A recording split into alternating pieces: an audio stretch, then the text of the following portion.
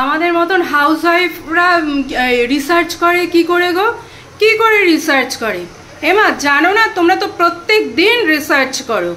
হ্যাঁ, home maker, আমাদের মতন হোম মেকার আমরা প্রত্যেক দিন রিসার্চ করি। এখন আমি একটা জিনিস রিসার্চ করছি, দেখো টিপ ফিপ পড়া নেই, কিছু মনে করো না, আমি টিপ ছাড়া একদম থাকি না, কিন্তু এখন নেই। যাই হোক, ওই টিপের ব্যাপারে আমি রিসার্চ করতে আসিনি। এখন আমি রান্নাঘরে কি রিসার্চ করছি সেটা একটু চলো তোমাদেরকে দেখিয়ে নিই, ব্যাক ক্যামেরা অন করে দেখাই, চলো।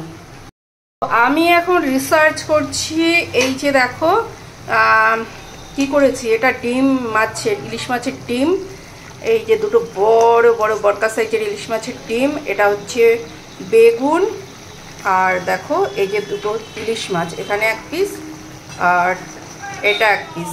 এটা হচ্ছে কাঁচা একদম হাতে মাখা যেটা ঝোল সেটা, তবে আমরা তো পেঁয়াজ দিই না, পেঁয়াজ ছাড়া একদম কাঁচা হাতে মাখা ঝোল। ঝোলটা হয়ে গেছে, ঝোলটা দিয়েই ভাতটা খেতে একদম জমে যাবে।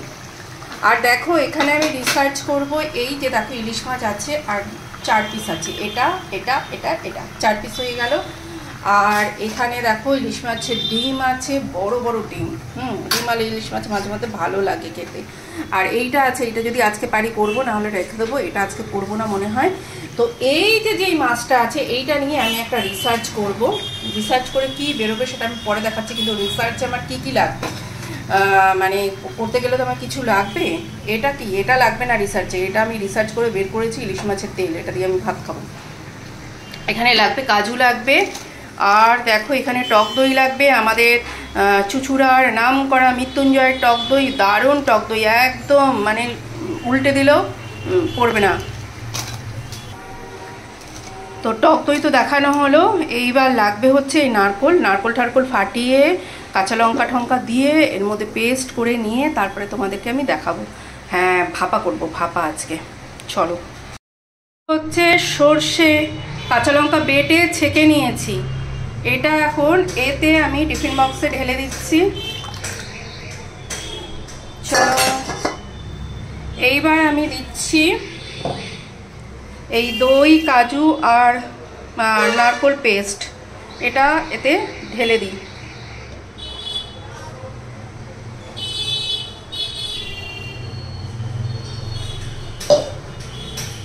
এইবার দেব একটু সর্ষের তেল,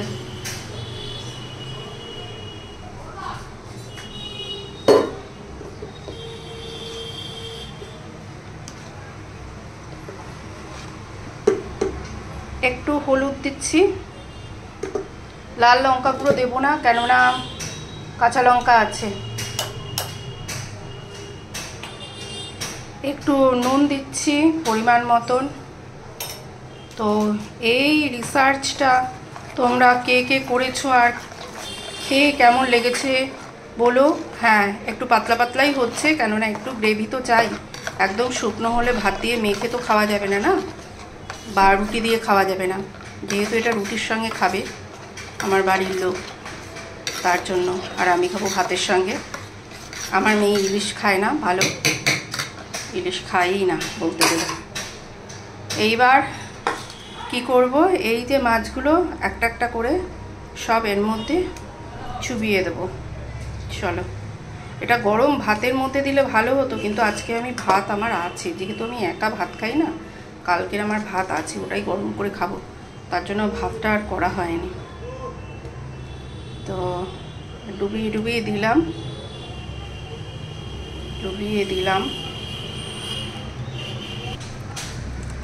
তো এখানে দুটো কাঁচা লঙ্কাও চিড়ে দিয়ে দিয়েছি। এবার ঢাকাটা বন্ধ করে দিই, ঢাকাটা বন্ধ করে দিলাম। এবার এখানে দেখো জল ফুটতে দিয়েছি, কড়াইতে জল ফুটতে দিয়ে, দাঁড়াও এটা এবার দিয়ে দিই, দেওয়াটা হচ্ছে একটা টাফ। হ্যাঁ, রিসার্চ এখনো কমপ্লিট হয়নি, সবে প্রসেসিং চলছে। ঢাকা দিয়ে দিই, ফুটুক এবার, 10 মিনিট তো ফুটবেই। চলো পরে দেখাচ্ছি।